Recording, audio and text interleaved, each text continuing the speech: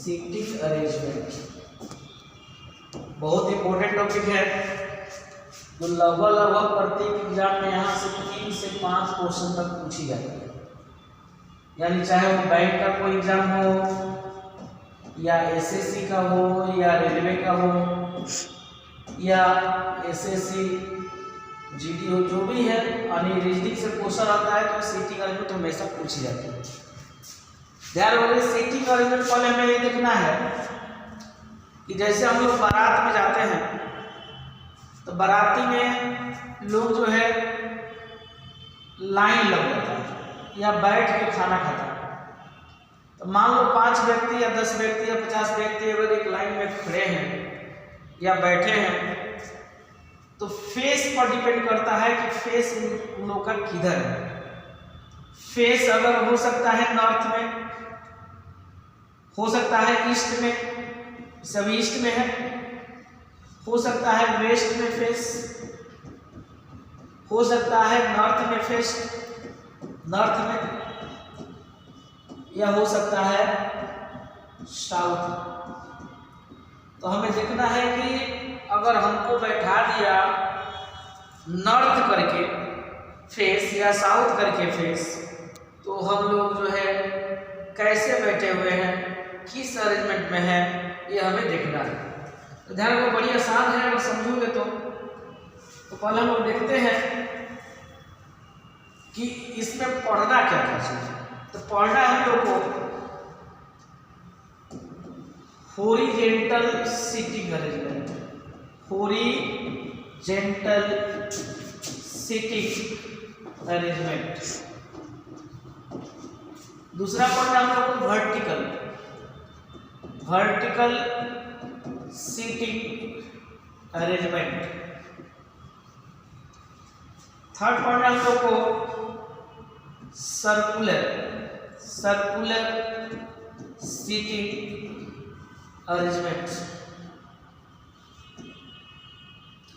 Next पढ़ना हम लोग को स्क्वायर सीटिंग अरेंजमेंट। और हम लोग को पढ़ना है रेक्टेंगुलर, रेक्टेंगुलर सीटिंग अरेंजमेंट।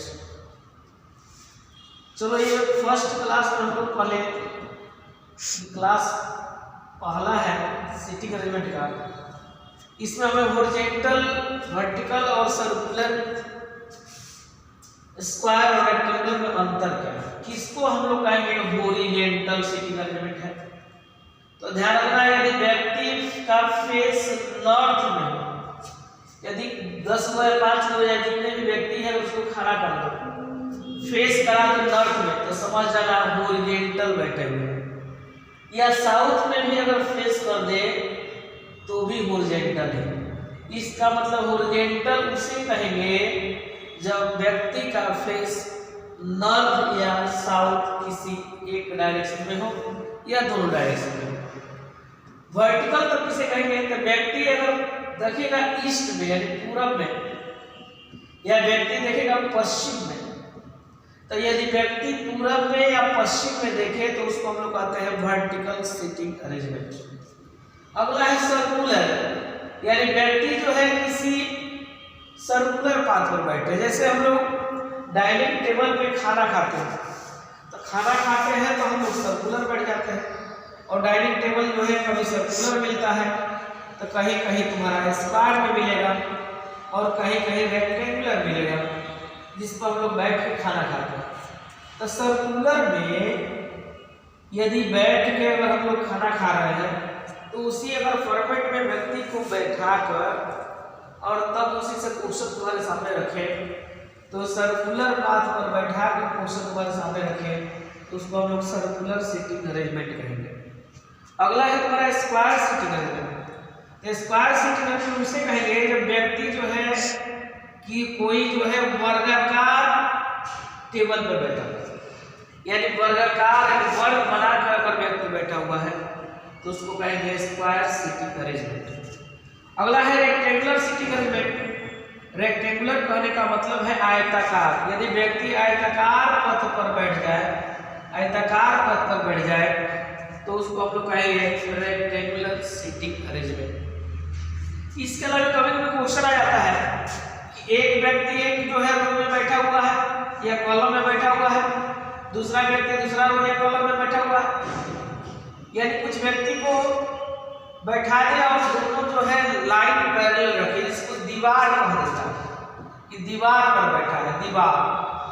ध्यान रखो दीवार पर भी बैठे तो ध्यान रखना, या तो ये हॉरिजॉन्टल यूज हुआ है, जिसमें हॉरिजॉन्टल है। यदि वही व्यक्ति अगर फेस पूरब करके या फेस पश्चिम करके बैठ जाएगा तो समझिए कि ये तो वर्टिकल है, लेकिन ये दोनों दीवार पर बैठे हुए हैं। और वैसे परिस्थिति में अगर क्वेश्चन आए तो हम लोग वर्टिकल या हॉरिजॉन्टल के सेंस में ही सोचकर उसका भी जवाब दे देते हैं। तो इस प्रकार जो है सीटिंग अरेंजमेंट के अंतर्गत हम लोग को 5 बेड है। इसमें हॉरिजॉन्टल हो गया, वर्टिकल हो गया, सर्कुलर हो गया, स्क्वायर सीटिंग अरेंजमेंट हो गया और रेक्टेंगुलर हो गया। इसका मतलब ये 5 टाइप का अगर हम जो है पढ़ ले तो फिर जो है दीवार पर भी बैठाने का जिक्र किया जाए तो फिर कोई इसी तरह की कोई दिक्कत नहीं होगी, क्योंकि दीवार पर जब भी बैठाएगा या तो हॉरिजॉन्टल लेकर बैठाया जाएगा या तो वर्टिकल। तो यहाँ तक में तो किसी को कोई दिक्कत नहीं है। तो ध्यान रखना, ये बहुत ही समझ आओगे तो आसान है, न समझोगे तो बड़ी दिक्कत होता है। इसलिए जो है एक एक करके हम लोग अगले क्लास में पढ़ेंगे। इसका मतलब ये है कि हम लोग सेकेंड क्लास में एक एक करके हम लोग पढ़ेंगे इसका कॉन्सेप्ट को, और उसके बाद उसके क्वेश्चन को कैसे अटेम्प्ट करना है, किस तरीका से देखना है, उसके बारे में बताया जाएगा। तो आज बस इतना ही।